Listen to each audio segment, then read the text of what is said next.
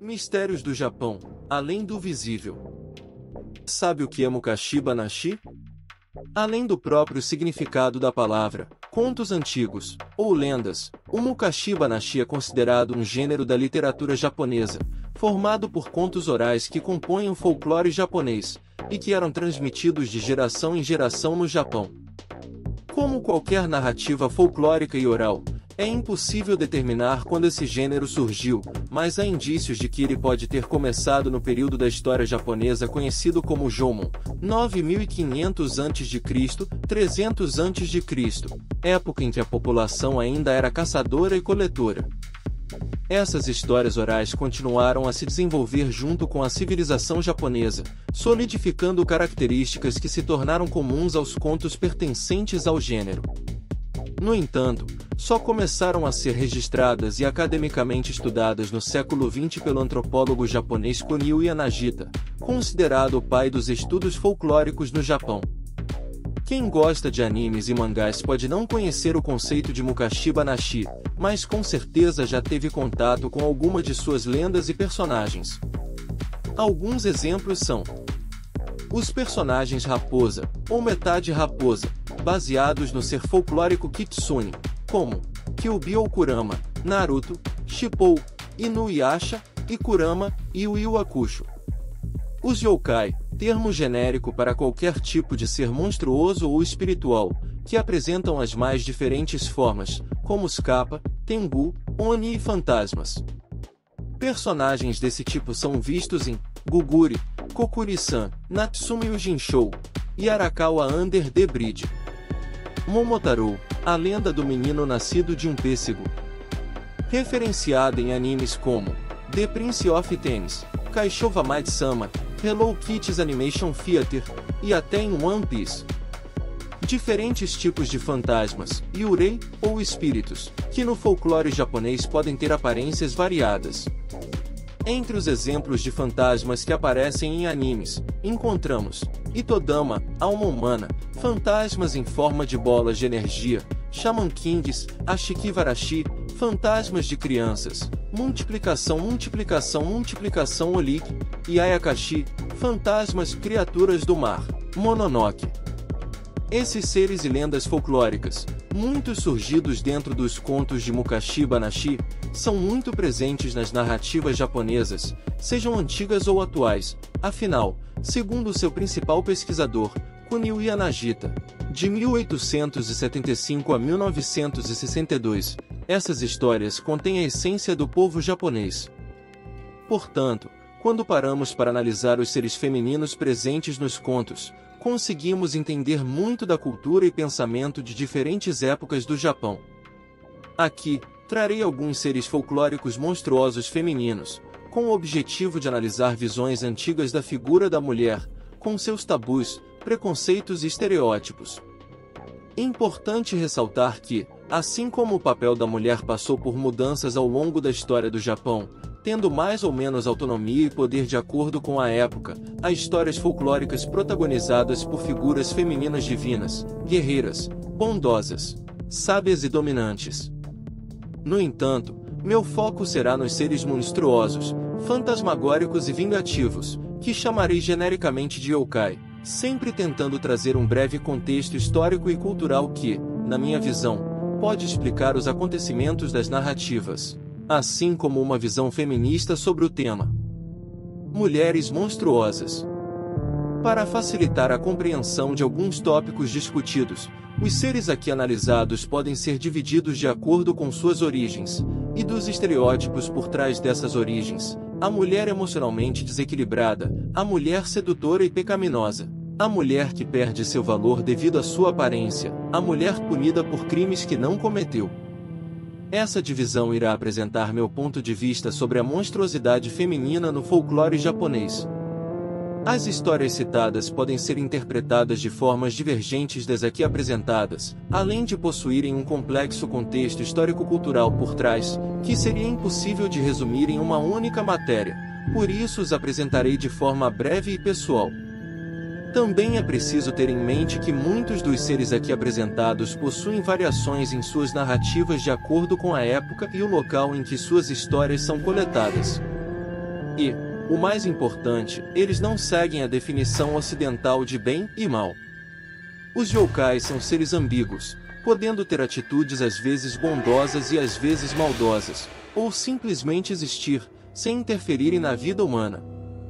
Apesar dessa ambiguidade, é importante lembrar que são histórias criadas por pessoas, e por isso carregam consigo os preconceitos e crenças existentes na sociedade.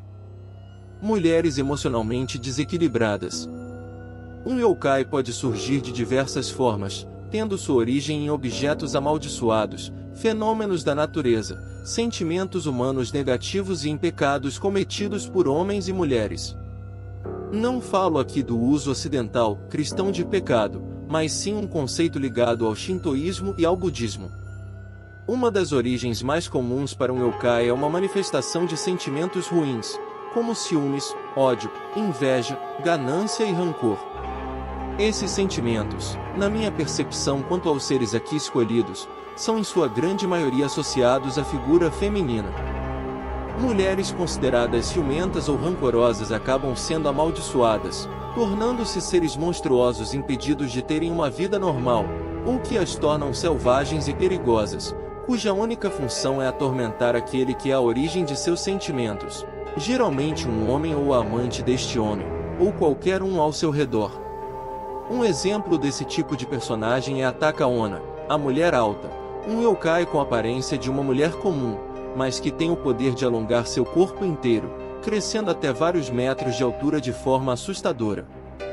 São mais comumente vistas em bordéis, onde ficam espiando através de janelas e assediam homens e mulheres.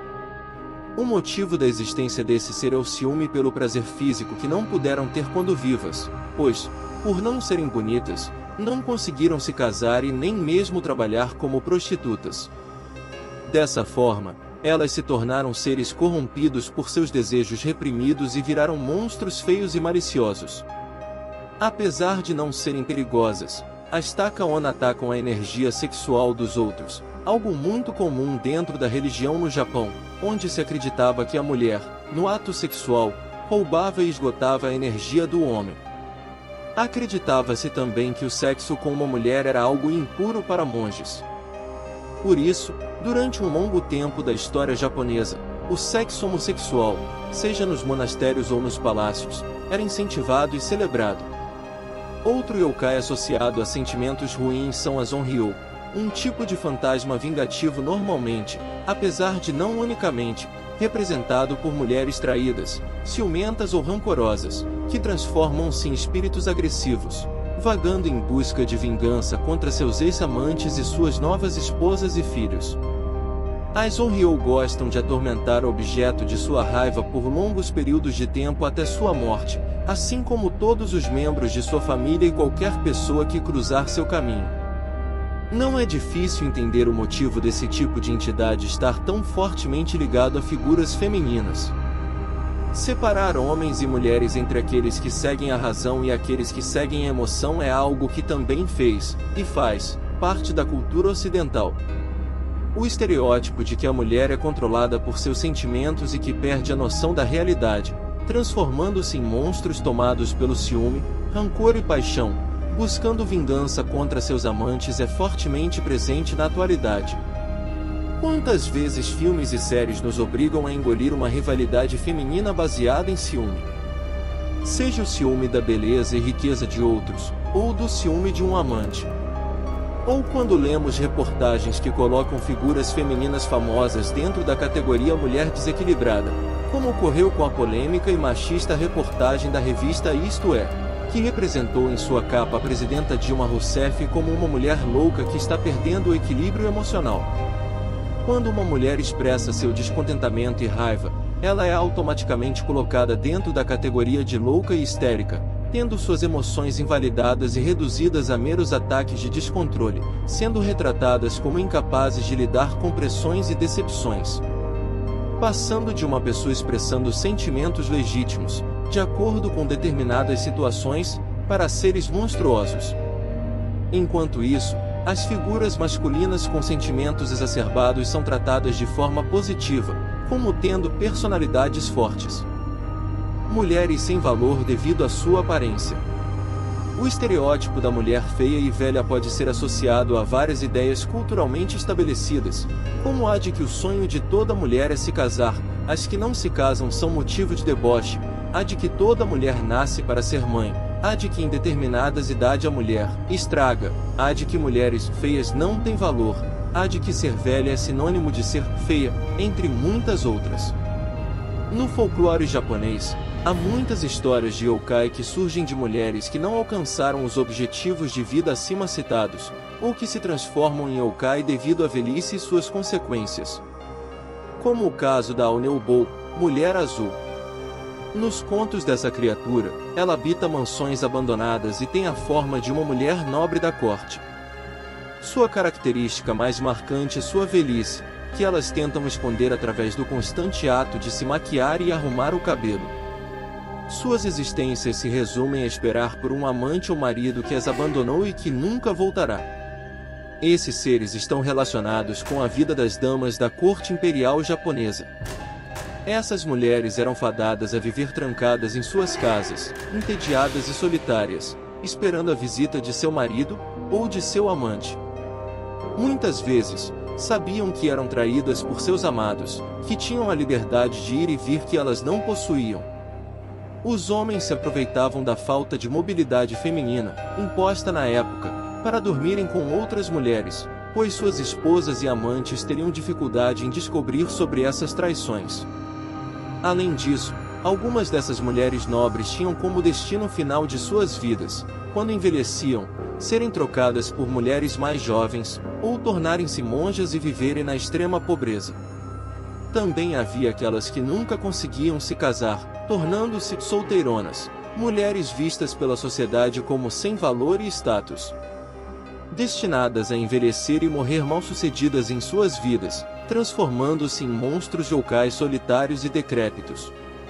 Outro yokai muito famoso, e que tem uma trágica história relacionada à sua aparência física, é a Oiva. Dizem que a lenda do fantasma de Oiva é baseada em uma história real, e que a verdadeira Oiva teria falecido em 1636. Por ser uma história muito popular, há muitas variações da lenda, mas, resumidamente, a história fala sobre uma mulher chamada Oiva, que vivia um casamento infeliz com seu marido Iemon, um homem maldoso e ladrão que só vivia com ela pelo dinheiro que possuía. O vizinho do casal, querendo separar Oiva de Iemon e casá-lo com sua filha, aproveitou-se de uma doença de Oiva para recomendar um remédio, que na realidade era um veneno.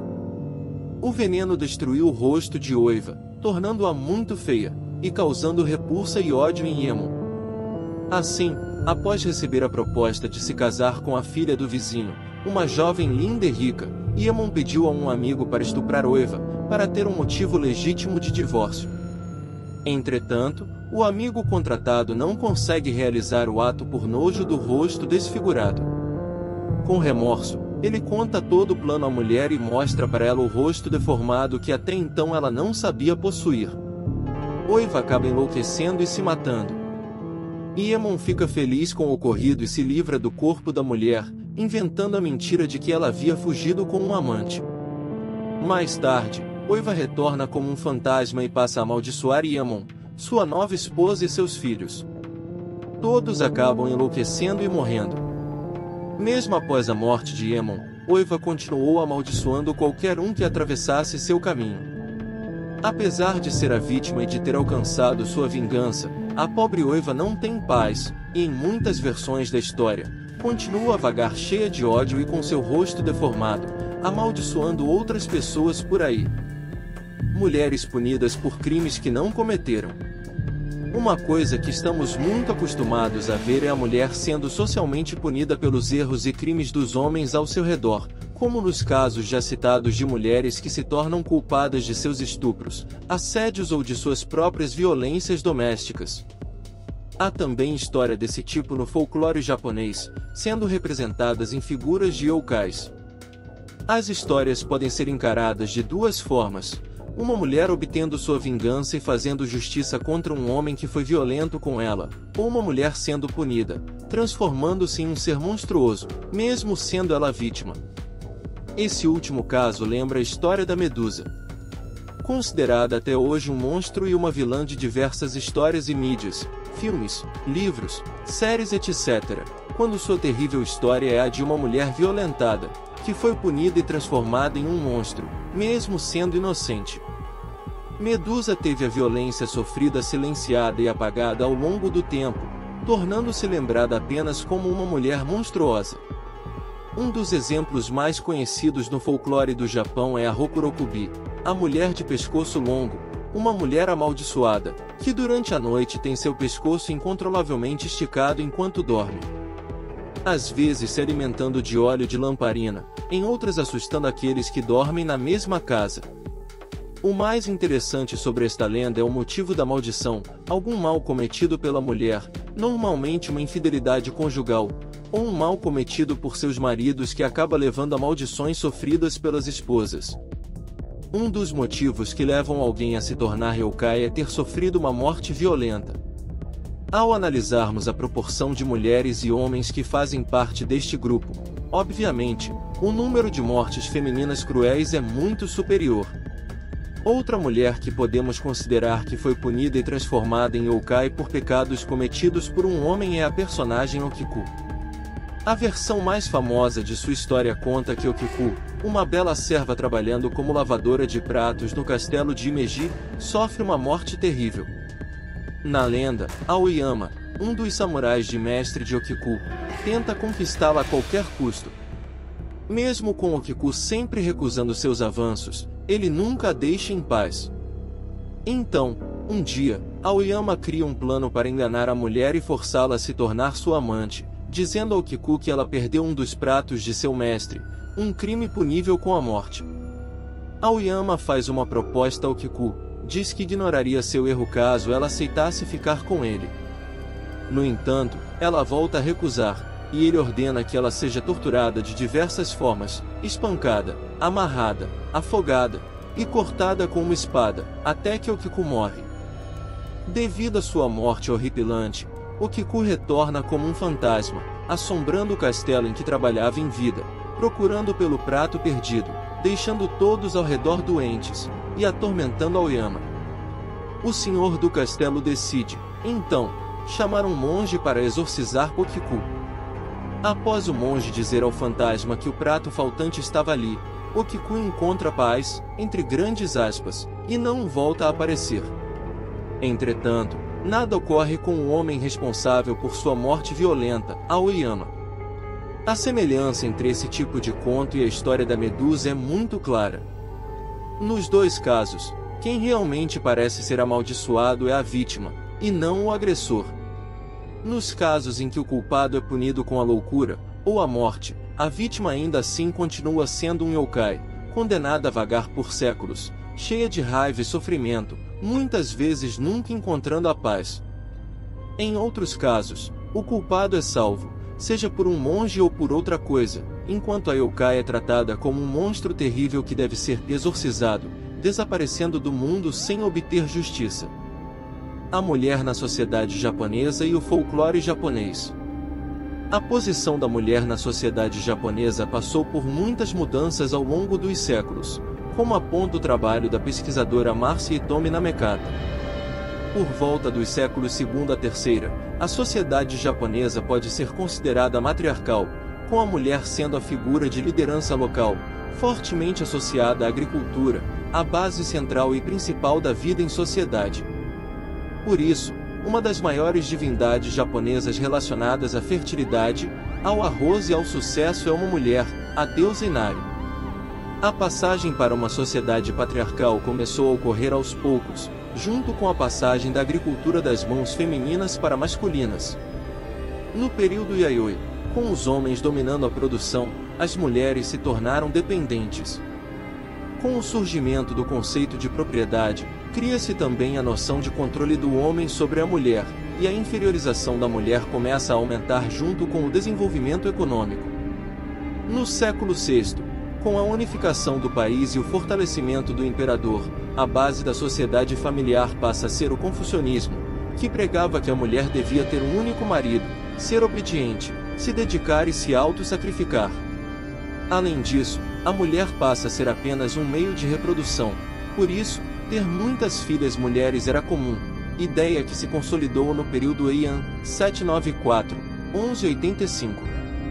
Esse período ficou marcado pela poligamia, muitas mulheres para um homem, e a mulher era vista como um acessório masculino, ficando trancada em casa, como um enfeite. Apesar desse isolamento, as mulheres se aproveitaram das desvantagens para dominar a literatura da época, e possuíam elevados status de acordo com o nome de suas famílias. Na época feudal, com os samurais e sua força masculina que deveria oprimir a mulher, ter um filho homem passou a ser uma obrigação em qualquer família. Assim, a mulher era considerada apenas esposa ou filha, não sendo mais importante por sua capacidade de reprodução. Afinal, se a esposa não desse ao marido um filho homem, ele poderia dormir com uma concubina para conseguir um. Por fim, com a chegada do budismo, a posição de inferioridade feminina aumentou, pois a religião pregava que a mulher era em si pecaminosa, e que não poderia obter a iluminação, além de ser responsável por atrapalhar a elevação espiritual masculina. Podemos encontrar, seja na literatura oriental ou ocidental, estereótipos femininos que retratam a mulher como um ser impuro e moralmente inferior, que, mais cedo ou mais tarde, acaba por trazer desgraça à vida dos homens. Mas, assim como a sociedade evolui, também vemos essa evolução retratada no campo literário, principalmente quando as mulheres passam a utilizar a escrita para darem seus pontos de vista sobre os mais variados assuntos, e para amenizarem os sofrimentos diários pelos quais passavam. Não é à toa que a era Eia no Japão foi dominada por autoras femininas que escreveram alguns dos textos mais importantes da literatura japonesa e mundial, como Seishonagon e Murasaki Shikibu. Além disso, acredito que essas narrativas antigas que, como qualquer texto antigo, carregam marcas de sua época, sejam elas boas ou ruins, não devem ser ignoradas ou desvalorizadas por conterem preconceitos ou valores morais não mais adequados na atualidade. Pelo contrário, devemos usá-las, justamente, para discutir sobre esses preconceitos, como eles surgiram, o motivo de estarem arraigados em nossas vidas até os dias de hoje, e o quanto ainda precisamos evoluir enquanto humanidade. Nossa sincera gratidão a todos vocês por assistir ao nosso vídeo no YouTube.